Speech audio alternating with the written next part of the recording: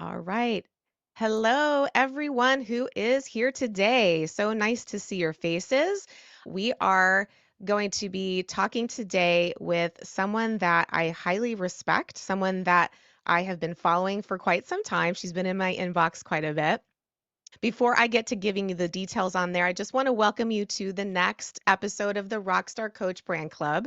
I'm Melissa Henry and I'm your host. And I'm excited because Kim Walsh Phillips is joining us here today. She's the founder of Powerful Professionals. This is a business coaching and education company. And Kim is an author several times over. Her newest book officially launches tomorrow, right? Yes, oh Yeah. my God. Mhm. And we will be talking about that today. So, Kim was recently named number 475 in the Inc. 5000, and she's an MBA-free self-made millionaire. She's a behind the scenes secret weapon of some of the biggest names in business, including Kevin O'Leary from Shark Tank, Dan Kennedy, the Profit First author Mike Michalowicz, Harley Davidson, Hilton Hotels, and High Point University.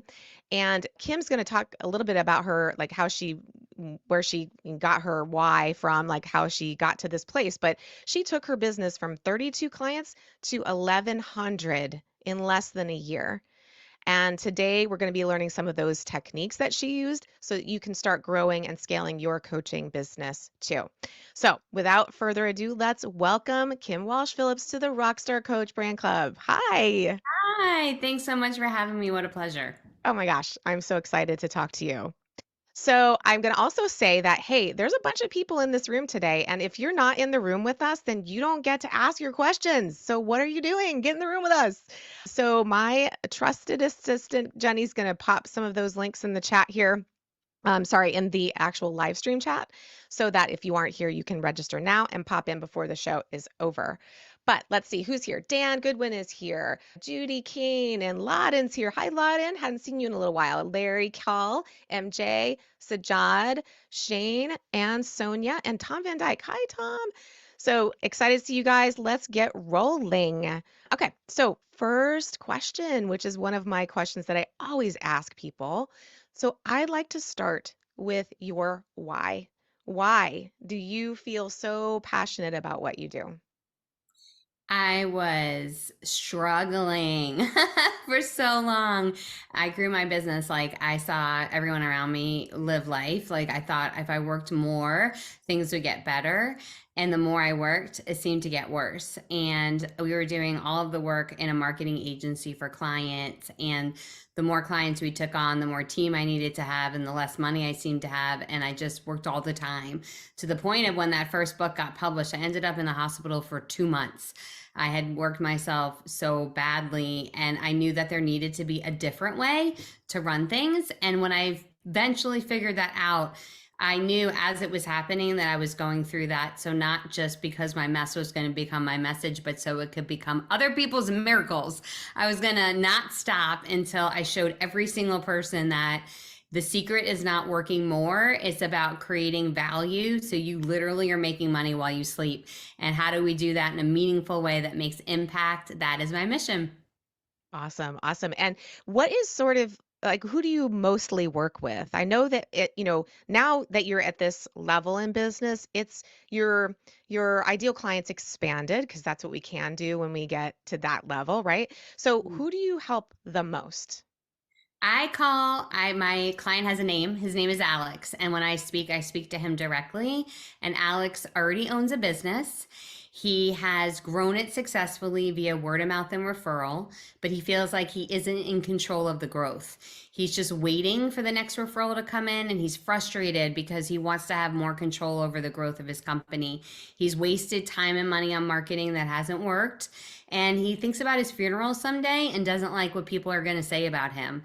He wasn't as successful as he wanted to be and wasn't as present for life as he wanted to be. And he feels like there's this secret out there that other people know that he doesn't have. He's Mhm. active, he's typically into some kind of sport. He is a frequent traveler and or he does some kind of hobby that needs ambition to do it. So he's a hard worker, he just doesn't know the right work to do. That is my client, and I speak to him directly every single time I talk because he can hear me in a crowded marketplace knowing that I am the solution he's been looking for. That's amazing. So you really dialed into those psychographics of this ideal client. How did you, and this is not really the first question that I put on my list to ask you, but I'm cool. because we're here and this is something Yeah. I'm so dialed into and I love talking branding, what what got you to the psychographics? It's usually the demographics, right? Like so where did you start there? Because I know again, we need to niche down first, really speak to that person, and then we can get broader. So where did you start? I am really good at turning social media into clients and list and revenue. And that attracts a wide market. So in the beginning, I went after that, just like, here's what we can do. If you need it, come to us. But like everybody on here, I'm sure, we don't just want to tell people how to do stuff. We want them to actually do something with the things we tell them. And I know to fuel my fire, I have to work with people who are most likely to implement the things that I say. And so when we dialed in on who are the implementers, it wasn't surprising to find out they are people who are implementing in other ways. So why I said it's someone who's into sports or a frequent flyer or into a hobby, because they are achieving things in different areas of their life already, which is a really great foundation for someone who's going to be able to follow what I say in business, is going to be willing to do the work. There are amazing humans out there who talk about like manifesting and letting it all just like fall upon you. And that's great. But I know that's not how you grow a successful business. We can have a vision, but we've got to be willing to do the work. So I find people who are like, I'll do it. I just don't know what to do. And when we nailed in on who that person is, that's how we came up with the right fit client to focus on. I absolutely love that. That's so on point. And yes, I agree with you because if we're not actually executing, like we can just sit there and manifest all day, but if the actions are part of that. It is. So And, good. oftentimes it is the reason why we don't move forward is not because we can't and not even because we don't know how. What I have also found is it's because we don't think it will work for us. And so I have really spent a lot of time. I actually went and got a life coaching certification, which is not, would you be like business life coaching? I have found the most amazing humans who are so talented and so impactful. But like something a parent, a teacher, a boss said to them however many years ago got them stuck right now. So I think there's this duality of it. It's discovering not only what to do, but uncovering that you can actually do it and believing enough in yourself to take that next step to get that response. So that's really what my whole mission is and what my newest book is all about. Nice. Oh, I can't wait to talk about that. So we talked about this a little bit in the pre-show, our call.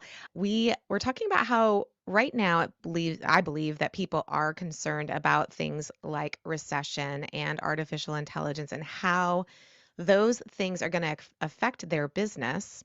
And I think a lot of us are feeling like it's a negative thing, right?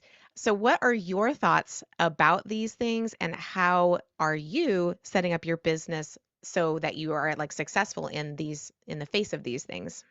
Yeah, just like I told you before, I don't think it's a negative at all. I think it's a huge opportunity because when we can leverage what's happening in the world as an opportunity for growth, so much can happen. I'll just give you a quick example. I have a masterclass coming up and I was sitting there thinking, okay, what bullets am I going to write? And then I just went to Chat GPT and put in my topic and up came 20 bullets. And I could take those and edit them and make them my copy for my landing page. That saved me so much time. When we can leverage the tools that are out there to accomplish our goals, so much can happen. And even when it comes to recession, I've been in business since 2001. So I've been through many cycles. You have an opportunity, no matter what is going on in the world, to meet the needs of the market. The one area that did not suffer at all during the pandemic was the luxury market. It did not suffer because the same wealth existed in that space and was still being utilized. Our goal is not to discount or to stop working with people because they don't have money. No, it's to find the right fit clients who have a pain, have a desire, and have the means to pay for it. There's enough abundance to go around that there is no Mhm. reason why we should pause on our growth of our companies. Mm. Yes. Absolutely. I agree 100%. And I mean that's the challenge though, especially if we've built a brand that maybe isn't in that market. So then we need to start looking at some of the messaging that we have out there, Yeah, some I of the think pain points. it's a huge opportunity, and I love looking at it this way. What do you want people to say about you a year from now? Mm, What client do you want to have a year from now? What story do you want to be told from you a year from now? Yesterday does not matter at all for that year from now story, but what you do next does. So if you're right now going after a client base that isn't flush with cash, then you get to say, okay, how would the story about me need to change in order to make that new client my client? Now, we all have a heart for change and impact, which I love. And I'm not saying you don't work with people, but I offer a grant program. We give a grant away to one nonprofit twice a year. They still pay a monthly fee. They pay $97 a month versus my $1,500 a month. And that's okay. And I give that money back to charity. We can still make an impact. We can do it in a philanthropic way though, instead of trying to get people who can't afford us as our main client base. I don't want you to use your business as a charity. I want you to make so much wealth inside your business that you become the number one donor of the charity that you love. that's powerful. That's so powerful. So, switching gears just a little bit. So, what kind of going back to a little bit around the branding stuff for you? Actually, let me go back up here because I think I want to actually focus on something else since we're sort of on topic here. We Yeah. So putting yourself in the shoes of a coach who has not reached this level of structure, because I know you have a very structured automation in your business. And I'm kind of going back to you talking about going from the 32 clients to the 11,000, right? You used structure, you used automation and those kinds of tools to help you get there. So how right now, when we're in this moment of history, how can you help us prepare for those challenges? You first come up with a list of the things that you absolutely positively love doing inside your business. Because I know we were given feelings like joy, love, excitement, those little dopamine hits on purpose. Those are actually our God given superpowers. We want to spend all of our time doing those things that bring us the greatest joy inside our business. Anything else that I don't like doing, I'm not great at, those are the places where I need to look at either automating, delegating, or eliminating, because that's really where you're losing all your profit. Because somebody else could be doing that task because it's their zone of genius when it isn't yours. They could do it at a more efficient way, a more skilled way, and give you more time to work on the thing that you love to do. There's easy ways to start with this. There's this great company called Fancy Hands, and Fancy Hands is $17 a month to start. It's nothing. And they will do tasks for you. So those lists of tasks that you despise doing, just start outsourcing a couple of them. And then don't just forget about that time. Take the time you would have spent doing those tasks and spend more time doing the things you love to do. Then you look at automation. What are the things that I'm doing that are repetitive that I could start to look at ways to leverage technology to take over for those steps? For me, it was our marketing. It was the intake of new clients. I was getting on the phone one-on-one with people and selling them in as a client. I was going to networking events to try to get those leads. Marketing now gets me all of my leads, and a webinar brings people into coaching. So I was able to cut myself out of that and stick in my zone of genius, which is writing, coaching, and marketing. That's what I love to do, and that's all I do inside my business. And now I have team members who handle everything else that isn't my zone of genius. Mm, fancy hands. I've never heard of that one, by the way. That's really interesting. And yes to all of the things that you love to do for sure. So then just to kind of dig a little bit deeper in this thing where you said, okay, I set up this webinar and so now I don't have to be doing the networking and things like that. So for I mean, I think this is a point at which you say, okay, I can't really do this myself. I can, but then I'm limited to in my knowledge of how to do it sort of the right way. Yeah. So where do you say to people, especially right now when people are like, "Oh, I'm not really sure what I should invest in." So if those are the kinds of things that they're coming up with, like where should they go to find that information? Like who are the right people? Like how do they decide that? Like that's the right fit for them? I know this is a big question, but Well, it it's is, kind of and what it's, stops people. I have a selfish answer Sure. because that's what that my new book is about. And I literally give you every single slide for a webinar, every script to say, what to put on the landing page, how to do it easily, how to start for free. Like I'm so driven and passionate about this that I'm not just telling you that this is what you quote unquote should do. I'm saying here's a path and here's how to do it.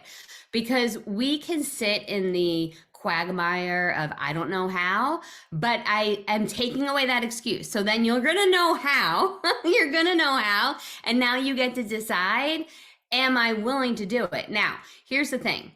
All of our brains will give up like all these signals to say why we shouldn't, why it won't, how it can't, why it's not the right time. And that's normal because these are unknowns and our brain hates unknowns because there's a chance of them not working.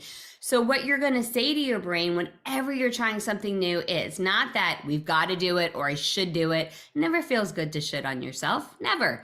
What we're going to say instead is I'm willing to get curious. I want y'all to write this down. I am willing to get curious to see if this can work. That's it. That's all the believability we need to have to try some new stuff. When we start giving ourselves grace, I'm willing to get curious to see if this will work. We can actually try new things. Some of them will work, some of them won't, but we stop making it about win or lose. We start making it about research. That's how you're going to be able to make these huge changes that start with a little shift. Mm, so good. You guys, this book is going to be amazing. I can't even wait to get it. So, one thing, this is sort of the conversation that we had about companies and what they're doing wrong in their marketing, and I hate to use that word, but like just the little mistakes and things that we're doing. And It I is had wrong, heard you though. I think I'll clearly say it's wrong. okay. Yeah, I don't know how nice we have to be about that, right? Because 87% of companies that are doing the social media marketing, or is it just marketing in general, aren't getting ROI from it. Was That's right. is that accurate? Yeah, Yeah. yeah, 87%. So what are they doing wrong? And what can they do to fix it? I relate it back to my dating life when I was living in Palm Beach, Florida, and the type of people I would go out with. There'd be the really, really pretty guy with the beautiful car that spent all night talking about himself. And the only time he would ask me a question was to say, "Why did you go out with me?" Which was really another question all about him. Or there'd be the way too serious, way too soon guy because mom was putting pressure on him to get married and he's asking me about kids and where I want to live someday on the first date. Or there'd be the one that we'd hit it off, have really great chemistry, and he would never make a move. And that's how most people are in their marketing. They either make all of their marketing about them, their expertise, what they can offer, or they try to make a sale way too soon, or they are never ever asking for the sale. And when it comes to marketing, I follow a philosophy called the MOM formula because mom, she knows best.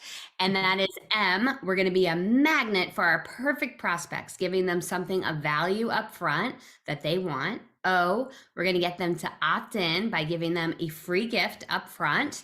And then the final M is only then will we monetize it.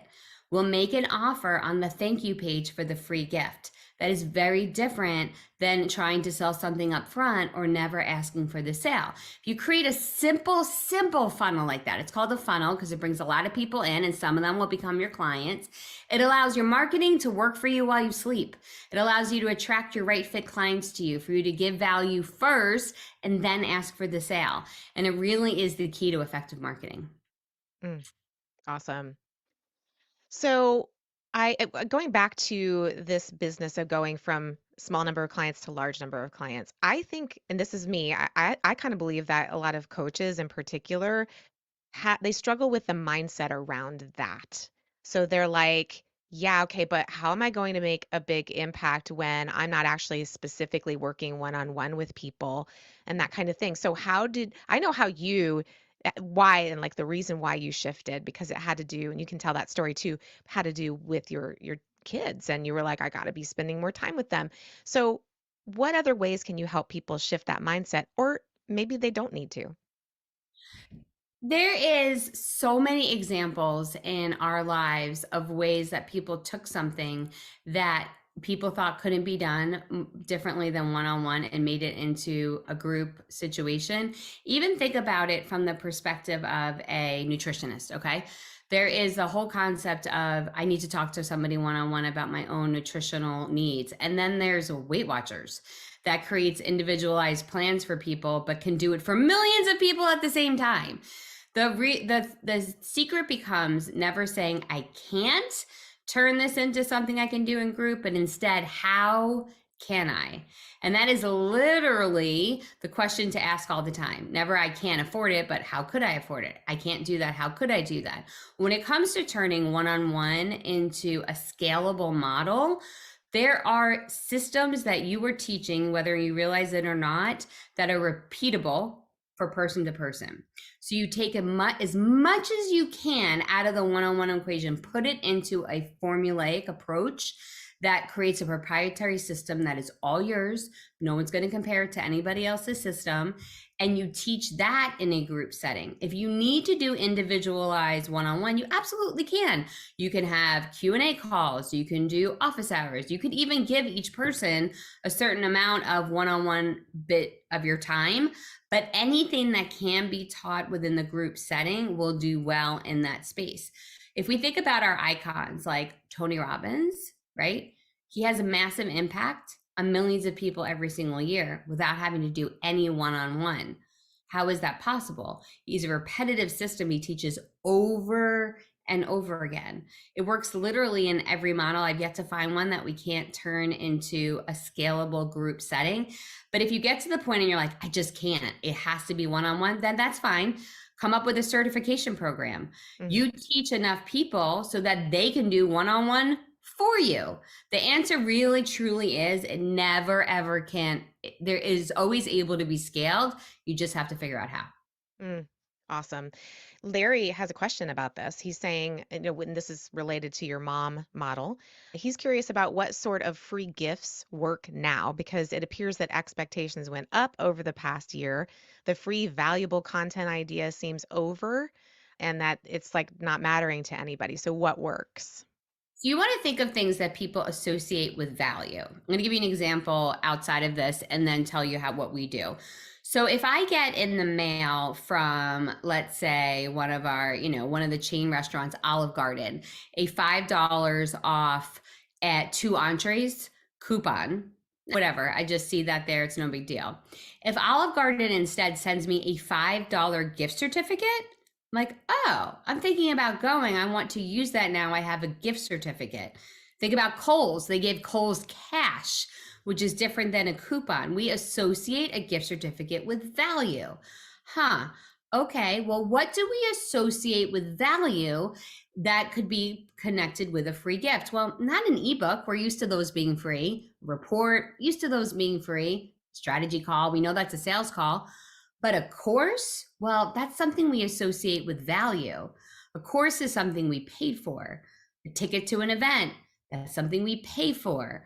So if we instead make our free gift something like a course, a ticket to an event, a kit, a plug and play campaign, things that people are used to paying for, now I'm not giving them something they think is a tchotchke, a giveaway, something that's not worth anything. They see it as something valuable, and you want to associate your free gift. I love offering a free course. It's something that I can create on Zoom. I can just download my video, put it with a few slides. That makes a course. People see that as valuable. That becomes my free gift.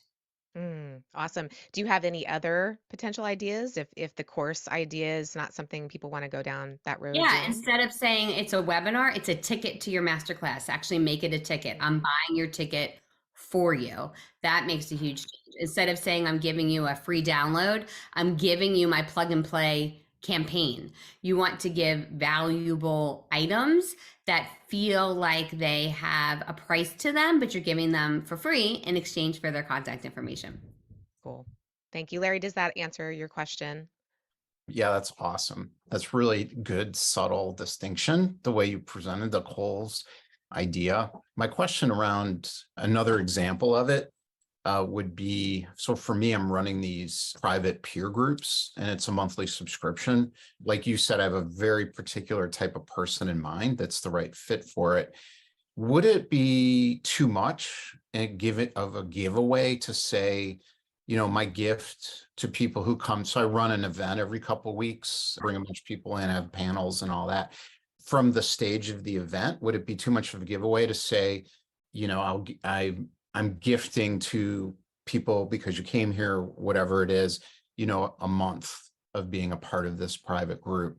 Or like, what's the boundary in your mind between product and, you know, sort of teaser giveaway? It can work. I have no problem with a month. Here's the challenge that I have. Do they see that as valuable yet? Or would people only see that as valuable who already know and because they're in the group? It's just like I don't love a book as a giveaway unless the author's famous because we don't know the book has value. It feels like a lot of work if it doesn't. Instead, I might come up with something like that month plus something else that feels like it has intrinsic value. So it's a quick start or a scale up program or a something. They need to see a specific outcome they're going to get out of the free gift or they won't want it. So don't make it about you and the value you have because they don't know that yet. Instead, make it about a specific outcome they're going to get from that free gift experience. Cool. Thank you. Thank you so much. So let's shift a little bit to some. I mean, you're already diving into the tactical, which I love, love, love. And you do this a lot. You have an awesome newsletter that goes out times during the week with actionable takeaways. So, but we also know that like following a tactical advice alone without having a strategy behind it, and that could include the brand of it or that could include the marketing strategy, we often end up in a place where it's chasing squirrels, right? So, what's your advice for coaches on how to evaluate which tactics will actually work for them? It's a strategy first approach. What am I trying to accomplish? And then how I'm going to get there. All of my marketing is based on math, not magic. So we go backwards. I know that, for example, that 20% of people who opt in for your webinar will show up for your webinar. Of that, 10% of them will buy. Those are very simple numbers. So I know what my goal is. Let's say I can come up with my financial goal of what I want to accomplish on the webinar. Then I know how many people I need to show up live. Then I know how many people need to register. Then I get to break down in math where I'm going to get them from. And I can make my best guess and then I hold it and then I see did the data ring true and then I can adjust in the future. I never put all my eggs in one basket as far as lead generation goes because you never know, something might change and something might be interrupted. My early mentor, Dan Kennedy, would say one is the loneliest number when it comes to marketing channels because you never want to rely upon just one in case something happens to that channel. So we'll utilize multiple channels for everything that we do, and then we get to evaluate how did the numbers ring true to the percentages we've seen in the past. You cannot do all the things at the same time, but you can have wonderful and amazing ideas and you just put them in your great toolbox of great ideas that use them later and that you will take things one at a time to add up to the numbers that you want.